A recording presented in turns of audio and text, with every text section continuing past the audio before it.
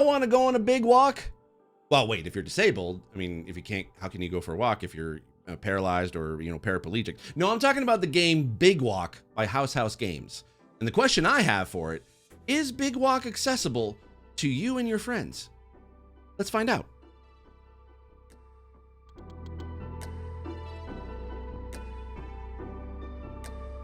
I'm Steve Saylor, I'm blind, and if you're wondering how I can be able to play video games or what I can see when I'm playing video games if I'm blind, if you take a look at the video here or click the link in the description down below, you can be able to see exactly what I see when I'm playing video games. If you're watching this on YouTube, I would encourage you to be able to like and subscribe to this channel so that we can be able to make sure to check out all the videos and reviews and previews of games that we have coming up, because there's going to be a few things that you might want to take a look, like subscribe to make sure you can get all those that early, or at least right when they go up. So yes, let's talk Big Walk by House Games. This is one of those, I don't like the term friend slop. It's more like co-op friend games that essentially you get to do stuff in a in a cool environment, or you get to work together to be able to accomplish a goal or some tasks within a game, or friendware, as Keen in my chat. I'm also streaming this on Twitch, is suggesting in chat as well. It's a summer camp puzzle room is a pretty good description also from ME123.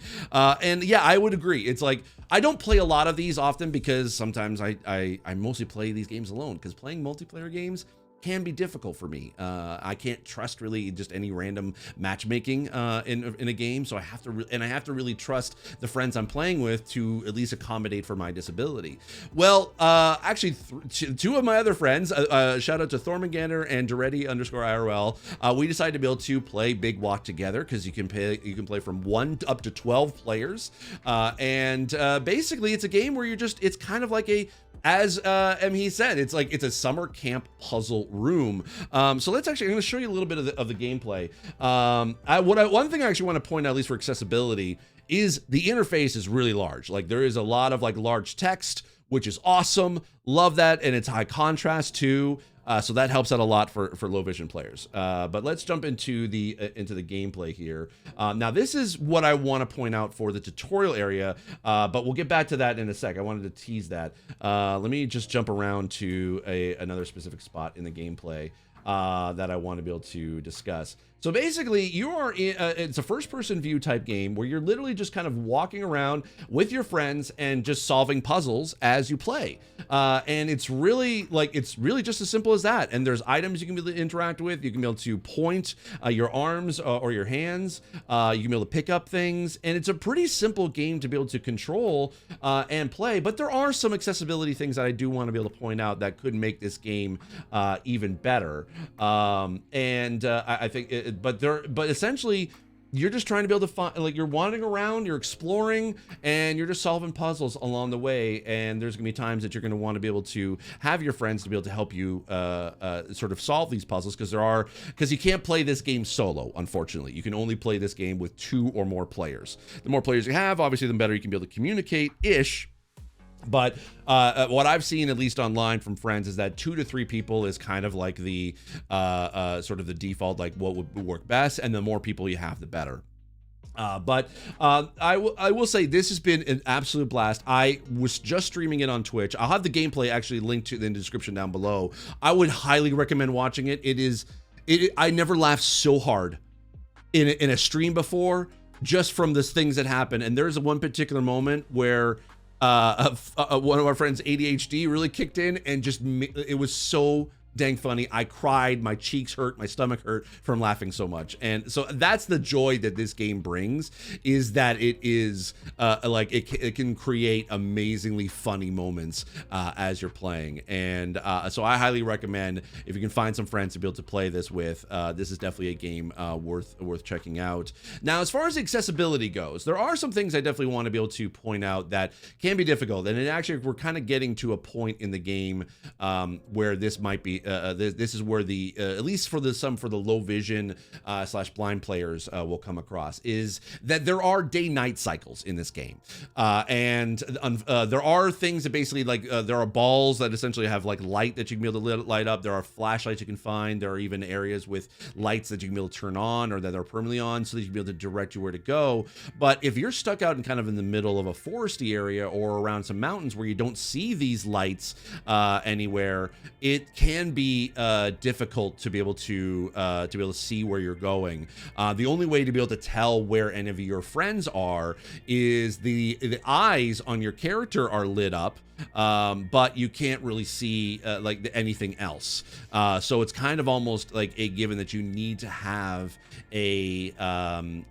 essentially like someone with a light with you in order so that you can be able to walk around at night, because otherwise it is pitch black. It's hard to see. You could basically get like, because you can climb up on top of each other, and you can have one person kind of like walk around with two of you on your head, so that you can be able to so that the one person can direct where to go.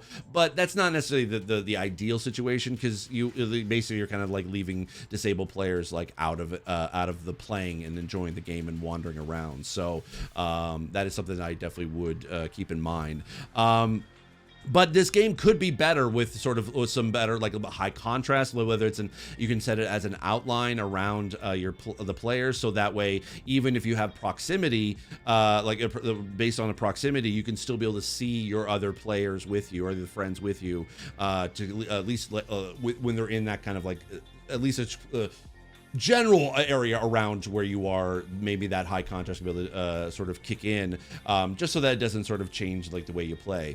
But other than that, I would say totally blind players will have issues with this, because there's no direction as where to go. You do have to communicate via audio through microphones, which it does have proximity chat, which can help, which is good for totally blind players. At least they can have a guided assistance. But it is the proximity audio is pretty narrow, so if you wander away for like at least a good 20-30 feet away from a player, you can barely hear them at all. So you kind of almost have to be together the whole time. Now the game does provide amazing ways to communicate with each other beyond just proximity chat. You can point your arms or point your hands in different directions, put them up and down, left and right, or even forward. You can use flashlights to kind of communicate. You can use flares to basically let players know where you are if you've completely separated. And as you can see, like, this is how dark it gets in this. But let me go back to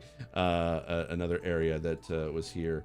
So essentially, actually, you know what, let's go back to the tutorial, because I think that actually can help be able to know where, like, how good this game actually can be with the tutorial, because there is this opening area that basically has instructions on how to be able to do all the different controls in the game. I actually really do appreciate that. I think actually that's a great way to be able to, a great game design to be able to allow you to be able to communicate, figure out how to communicate, figure out how things work before you get into the game proper.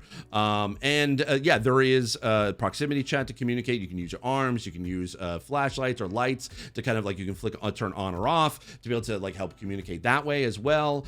There is also you can do text chat, and there will be text bubbles that will appear above a player's head whenever they are talking. So for deaf and hard hearing players, there's that. But there are some caveats to that. That while yes, the game provides you many ways to be able to communicate, that is up to the players on how to communicate.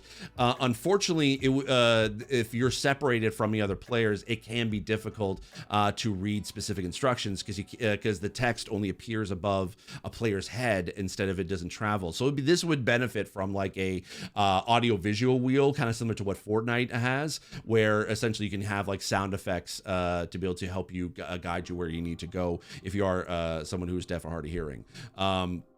I would say for motor disabled players, you can't like this. I was playing with my friend Duretti IRL, and he is a quadriplegic, and he was able to relatively play okay. There are hold/toggle controls, so that way you don't have to. You can in the settings, you can be able to adjust that, so that makes it so you don't have to hold down a button for a long period of time. Including also be able to have proximity chat on. You can be able to have the mute button either as a toggle or as a hold or push to talk, and so that way it gives you those options too. which is really great. But I will, and then I will say, for like, you are able to remap controls too, both on keyboard and on controller, which is awesome too.